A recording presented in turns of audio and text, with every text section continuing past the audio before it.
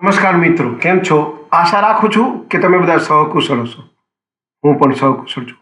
આજે તમારા માટે 21 ડિસેમ્બર 2025નું કરંટ અફેર લઈને તમારા માટે હાજર થઈ ગયો છું. તો ચાલો મોડું ન કરતા આજનો વિડીયો શરૂ કરીએ છીએ. એની પહેલાં કહેવા માંગીશ કે ચેનલ પર નવા હો તો સબસ્ક્રાઈબ કરી લેજો. વિડીયો જો પસંદ આવે તો લાઈક કરી દેજો.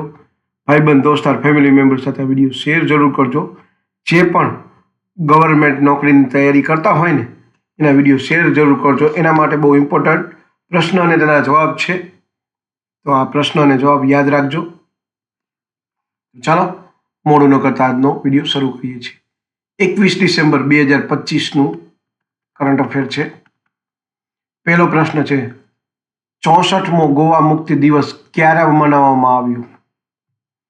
સાચો જવાબ છે 64મો ગોવા મુક્તિ દિવસ 19 ડિસેમ્બરે મનાવવામાં આવ્યો હતો. બીજો પ્રશ્ન છે, સૈયદ મુશ્તાક અલી ટ્રોફીના 18મા સંસ્કરણનો ખિતાબ કોણે જીત્યો? સાચો જવાબ છે સૈયદ મુશ્તાક અલી ટ્રોફીના 18મા સંસ્કરણનો ખિતાબ ઝારખંડે જીત્યો છે. ત્રીજો પ્રશ્ન છે, બ્રાઝિલ દ્વારા બ્રિક્સ સંમેલન 2026ની અધ્યક્ષતા કોને સોંપવામાં આવી છે? સાચો જવાબ છે બ્રાઝિલ દ્વારા બ્રિક્સ સંમેલન 2026ની અધ્યક્ષતા ભારતને સોંપવામાં આવી છે.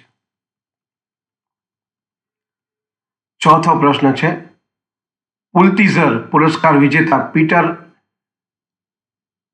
અર્નેટ કોણ હતા અને તેમનું અવસાન કેટલી વયે થયું હતું? પીટર અર્નેટ પત્રકાર હતા અને તેમનું અવસાન 91 વર્ષની વયે થયું હતું. પાંચમો પ્રશ્ન છે, તાજેતરમાં ભારતે વેપાર વધારવા માટે કયા દેશ સાથે કેપા કરાર કર્યું? તાજેતરમાં ભારતે વેપાર વધારવા માટે ઓમાન સાથે વ્યાપક આર્થિક ભાગીદારી કરાર એટલે કે કેપા કર્યો છે. છઠ્ઠો પ્રશ્ન છે, FIFA men's player of the year 2025નો પુરસ્કાર કોને આપવામાં આવ્યો છે? FIFA men's player of the year 2025નો પુરસ્કાર ઉસ્માન ડેમ્બેલેને આપવામાં આવ્યો છે. સાતમો પ્રશ્ન છે, સશસ્ત્ર સીમા બળનો 62મો સ્થાપના દિવસ ક્યારે મનાવવામાં આવ્યો? સાચો જવાબ છે સશસ્ત્ર સીમા બળનો 62મો સ્થાપના દિવસ 20 ડિસેમ્બર 2025ના રોજ મનાવવામાં આવ્યો હતો. આઠમો પ્રશ્ન છે, નાસા સ્પેસ એપ્સ ચેલેન્જ 2025માં પ્રથમ સ્થાન કઈ ટીમે મેળવ્યું? સાચો જવાબ છે નાસા સ્પેસ એપ્સ ચેલેન્જ 2025માં ભારતની ટીમે પ્રથમ સ્થાન મેળવ્યું છે.